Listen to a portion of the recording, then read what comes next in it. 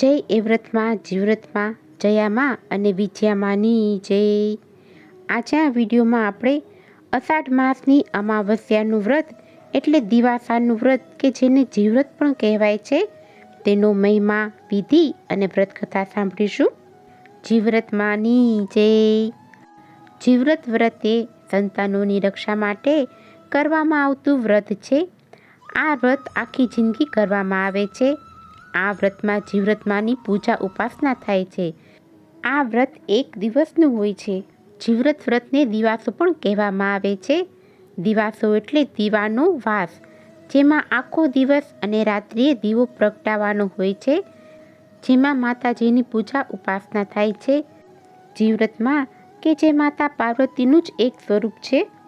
માતાજીના આ સ્વરૂપની પૂજા ઉપાસના કરી માતાજી આપણા સંતાનોની અને સૌભાગ્યની રક્ષા કરે છે અને ઘરમાં સુખાકારી લાવે છે. દિવાસાના દિવસે સવારે વહેલા ઉઠી સ્નાનાદિથી પરવારી માતાજીની ધૂપ દીપ નૈવેદ્યથી પૂજા કરવી, આરતી કરવી અને વ્રતકથા અવશ્ય સાંભળવી.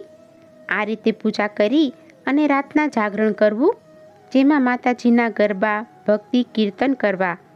આમ સંતાનો અને સૌભાગ્યની રક્ષા માટે જીવ્રત વ્રત કરવામાં આવે છે.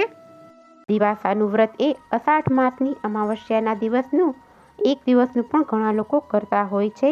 આ વ્રત કરવાથી અખંડ સૌભાગ્યની પ્રાપ્તિ થાય છે, પતિની દીર્ઘાયુ મળે છે અને સંતાનની પણ રક્ષા થાય છે. આપણા પરિવારના કલ્યાણ માટે આ વ્રત રાખવામાં આવે છે. હવે આપણે વ્રતની કથા સાંભળીશું. નવી પરણીને આવેલી વહુ પહેલા અષાઢ વદ તેરસથી આ વ્રત લે અને અમાસના દિવસે પૂરું કરે છે. એ દિવસે સવારે વહેલા ઉઠી નાહી ધોઈ એ વ્રત જીવ્રત નામની દેવીઓનું પૂજન કરે છે. તે દિવસે માત્ર ફળ ફળાદી ખાઈ અને રાત્રે જાગરણ કરે છે. આ રીતે 5 વર્ષ સુધી કર્યા પછી આ વ્રતને ઉજવાય છે. એ વખતે 5 કે 7 બ્રાહ્મણોને જમાડી યથાશક્તિ દાન આપવું. આ વ્રત પતિના દીર્ઘાયુ માટે કરવામાં આવે છે. એક ગામ હતું, તેમાં બ્રાહ્મણ અને બ્રાહ્મણી રહેતા હતા. બ્રાહ્મણ જ્ઞાની અને ધાર્મિક હતો. તેઓ બધી જ વાતે સુખી હતા, પણ તેમને ત્યાં એક વાતની ખોટ હતી. તેમને શેર માટીની ખોટ હતી.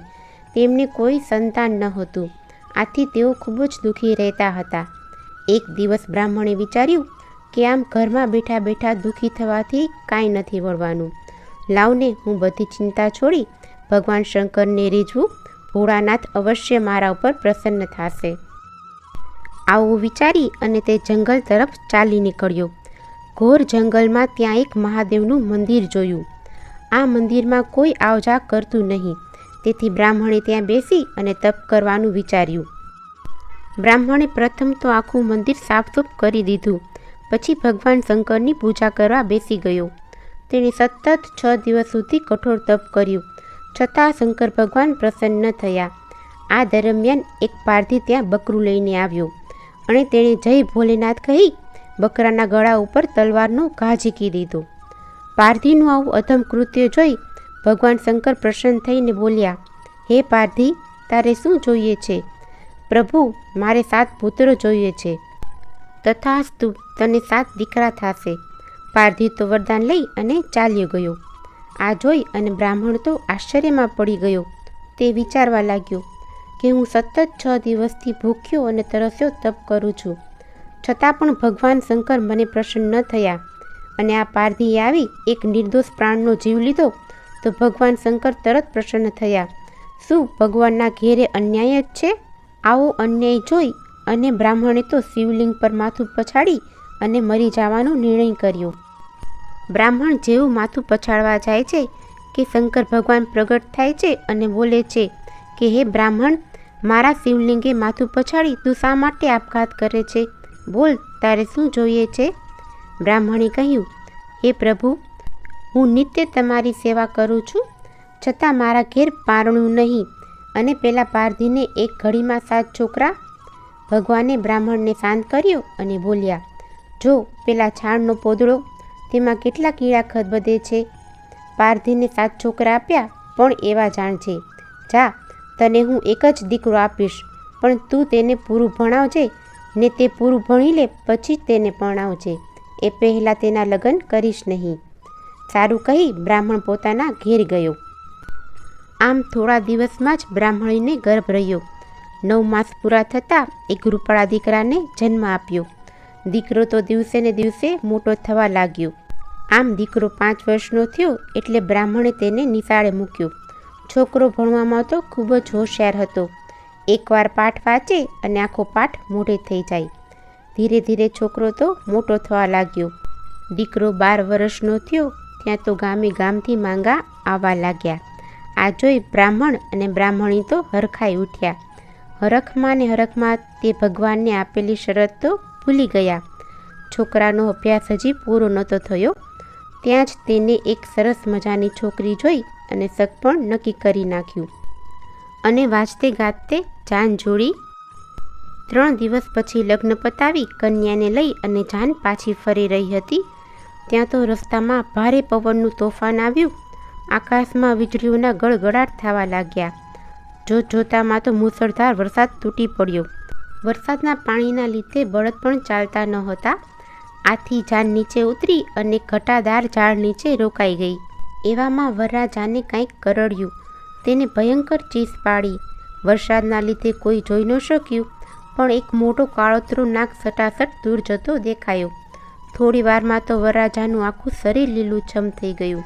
આંખો ફાટી ગઈ અને મોઢામાં ફીણ આવી ગયા અને વરરાજાનું પ્રાણ પંખેરું ઉડી ગયું. જાનૈયાઓમાં તો રોકકળ શરૂ થઈ ગઈ અને બ્રાહ્મણ ને બ્રાહ્મણી તો હૈયાફાટ રુદન કરવા લાગ્યા. છેવટે બધાએ સમજાવી તેને માંડ શાંત રાખ્યા. અંધારામાં રોકાવું જોખમ ભર્યું છે. શબની વ્યવસ્થા કાલ સવારે કરીશું. આમ કહી બધા બ્રાહ્મણ અને બ્રાહ્મણીને આગળ કરી રડતા રડતા ચાલતા થયા. પરંતુ વહુ તેમની સાથે ગઈ નહીં. તે તો સબની પાસે જ બેઠી રહી. બધાએ તેની ઘણી સમજાવી છતાં એકની બે ન થઈ. તે તો પતિના માથાને ખોળામાં લઈ અને રાતના ઘનઘોર અંધારામાં વરસતા વરસાદમાં ભીંજાતી બેઠી રહી. તેણે વિચાર્યું કે મને મારા જીવનની તો કાંઈ પડી નથી, પણ મારા પતિના શબને વાઘદીપડા ખેંચી જશે તો તેની અવગતિ થશે. બધા જાનૈયાઓ ચાલ્યા ગયા એટલે વહુએ પતિના શબને ખભા ઉપર ઉપાડી પડતી આખડતી ચાલવા લાગી. એવામાં વીજળીના ચમકારે તેણે નજીકમાં એક મહાદેવજીનું મંદિર જોયું. તે તો શબને લઈ અને દેહરીમાં પેઠી અને અંદરથી સાકળ ભીડી દીધી. મધરાત થતાં એ વ્રતમાં આવ્યા. જુએ છે તો દેહરું બંધ અને અંદરથી સાકળ ભીડેલી. એ વ્રતમાં બોલ્યા, મારા દેહરામાં કોણ છે? ભૂત છે કે પ્રેત છે? વહુ તો બિચારી ધ્રુજવા લાગી અને ધ્રુજતા તેને બાણું ખોલ્યું. એ વ્રત માને જોતાં જ વહુ બોલી, માં, હું ભૂત નથી કે પ્રેત નથી, હું તો એક દુખિયારી સ્ત્રી છું. દુઃખની મારી આપને શરણે આવી છું. પરણીને આવતા મારા પતિને સાપ કરડ્યો. માતાજી, મારા પતિને જીવતો કરો. એ વ્રતમાં બોલ્યા, જો તું મારું કહ્યું માનીશ તો હું તારા પતિને જીવતો કરું. વહુએ કહ્યું, માં, તમે જે કહેશો તે કરીશ. એમ કહેતા જ સબે એક પડખું ફર્યું. થોડી વાર થતાં ત્યાં જીવ્રતમાં આવ્યા. તેમણે દેહરાના બાણા બંધ જોયા. આથી બોલ્યા, મારા દેહરામાં કોણ છે? ભૂત કે પ્રેત? વહુએ બારણા ઉઘાડ્યા. જીવ્રતમાને જોતાં જ બોલી, માં, હું ભૂત નથી કે પ્રેત નથી, એક દુખિયારી સ્ત્રી છું. મારા પતિની સબને રખેવાળી કરું છું. માં, મારા પતિને સજીવન કરો.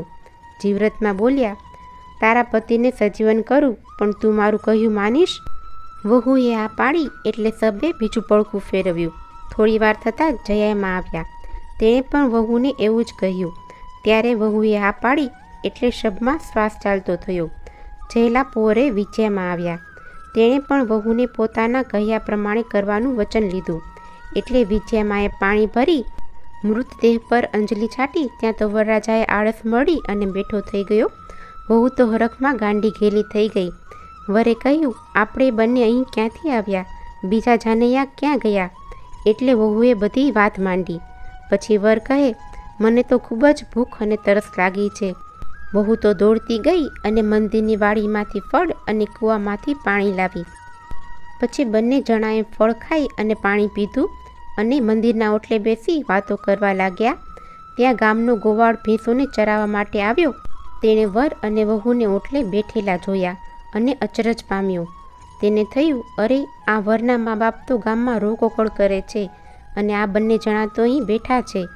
ગોવાળ તો તરત જ ગામમાં જઈ અને વરના મા બાપને ખબર આપી. બધાએ રોકકળ કરવાનું બંધ કર્યું. પછી આ વાતની ખાતરી કરવા છાનામાના તપાસ કરી તો તે વાત સાચી હતી. વરના મા બાપ તો પોતાના દીકરાને સજીવન થયેલો જોઈ અને રાજી થઈ ગયા. તેમણે જાન જોડી અને વરકન્યાના સામૈયા કર્યા. ધીરે ધીરે સમય પસાર થવા લાગ્યો. તેમનો પરિવાર આનંદથી દિવસો પસાર કરવા લાગ્યો. 2-3 વર્ષ બાદ વહુએ એક રૂપાળા દીકરાને જન્મ આપ્યો. મધરાત થઈ એવામાં એ વ્રતમાં આવ્યા. તેઓ બોલ્યા, વહુ, મને આપેલું વચન યાદ છે કે નહીં? હા માતાજી, યાદ છે. તો લાવ, તારો દીકરો મને આપી દે. વહુએ તો દીકરાને લઈ બાળોતિયામાં વીંટી અને એ વ્રતમાને આપી દીધો. માતાજી દીકરાને લઈ અને અલોપ થઈ ગયા. સવારે ઉઠી અને સાસુએ જોયું તો ઘોડિયામાં છોકરો ન મળે. સાસુએ પૂછ્યું કે છોકરો ક્યાં ગયો? ત્યારે વહુએ કહ્યું, મને ખબર નથી. સાસુને વહેમ ગયો કે વહુ એકલી જંગલમાં રહેલી અને પોતાના મરેલા પતિને સજીવન કરેલો, માટે નક્કી જ એનામાં કોઈ કારસ્તાન હોવા જોઈએ.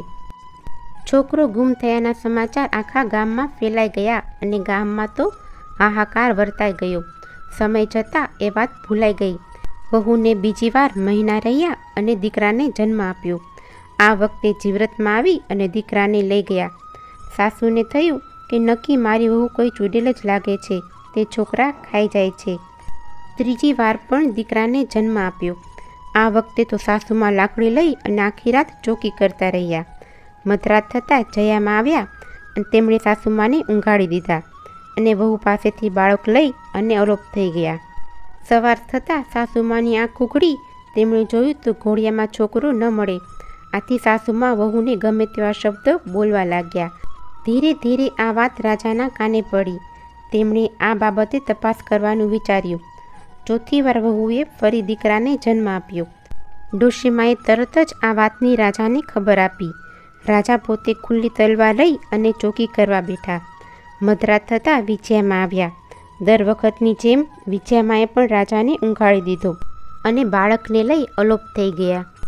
વહુ બિચારીએ શરત પ્રમાણે માતાજીને છોકરો આપી દીધો. સવાર થતાં રાજાએ ઉઠીને જોયું તો ઘોડિયામાં બાળક ન હતો. આથી રાજા પણ મૂંઝાઈ ગયા. સાસુમાં તો માથું ને પેટ ભઈ કૂટવા લાગ્યા અને કહેવા લાગ્યા, રાણ ચૂડેલ, તું તો મારા 4 દીકરા ખાઈ ગઈ તોય ધરાતી નથી. આમ કહેતા કહેતા વહુને મારવા લાગ્યા. પણ વહુ બિચારી શું બોલે, તે તો મૂંગી જ રહી. 5મી વાર વહુને સારા દિવસો રહ્યા અને આ વખતે એક દીકરીને જન્મ આપ્યો. સવાર થતાં સાસુમાએ જોયું તો દીકરી ઘોડિયામાં રમતી હતી. દીકરીને કોઈ લઈ ગયું નહીં. એટલે વહુએ કહ્યું, બા, મારે ગોળણી જમાડવી છે. મારું વ્રત આજે પૂરું થયું છે. સાસુ તો રાતે પીળી થઈ ગઈ અને બોલી, તને ફાવે તેમ કર, મને કાંઈ પૂછીશ નહીં. વહુ તો સવારે નાહી ધોઈ અને દેરામાં ગઈ. 4 દેવીઓને ચાંદલા કર્યા અને બોલી, એ વ્રતમાં, જીવ્રતમાં, જયામાં અને વિજયમાં 4 બહેનો મારે ત્યાં ગોરાણી થઈ અને જમવા આવજો માં. સાંજ થતાં 4 માતાજી જમવા પધાર્યા. માતાજી જમવા બેઠા ત્યાં તો ઘોડિયામાં પેલી છોકરી રડી. એટલે માતાજીએ પૂછ્યું, દીકરી કેમ રડે છે? સૌને 2 ભાઈ અને મારે એકેય નહીં, આથી રડે છે. અરે બેટી, તારે તો 4 ભાઈ છે, જો આ રહ્યા. આમ કહી 4 માતાજીએ એક ભાઈ પાછો આપ્યો અને સૌને આશીર્વાદ આપી ચાલ્યા ગયા. સાસુ તો આ જોઈ અને અચરજ પામી. તે તો પોતાની વહુને ડાકણ માનતી હતી, પરંતુ આ બધું તો માતાજીનું કામ હતું. સાસુમાએ વહુની માફી માંગી અને 4 દીકરાને જોઈ રાજી થઈ ગઈ. વહુએ પોતાના પતિને બચાવવા માટે 4 દીકરાનો ભોગ આપેલો. આજે માતાજીની કૃપાથી જ તેને 4 દીકરા પાછા મળ્યા. આખા ગામમાં આ વાત ફેલાઈ ગઈ અને બધા વહુના વખાણ કરવા લાગ્યા. આમ માતાજીની કૃપાથી તેમનો પરિવાર ખુશખુશાલ થઈ ગયો. હે એ વ્રતમાં, જીવ્રતમાં, જયામાં, વિજયામાં, તમે જેવા આ પરણેલી વહુને ફળ્યા તેવા તમારું વ્રત કરનાર સૌને ફળજો. જો તમને અમારી આજની આ કથા પસંદ આવી હોય તો એક લાઈક આપી ચેનલને સબસ્ક્રાઈબ કરજો. આજની આ કથા સાંભળવા બદલ આપનો ખૂબ ખૂબ આભાર. જય એ વ્રતમાં, જીવ્રતમાં, જયામાં, વિજયામાં, જય માતાજી, જય શ્રી કૃષ્ણ.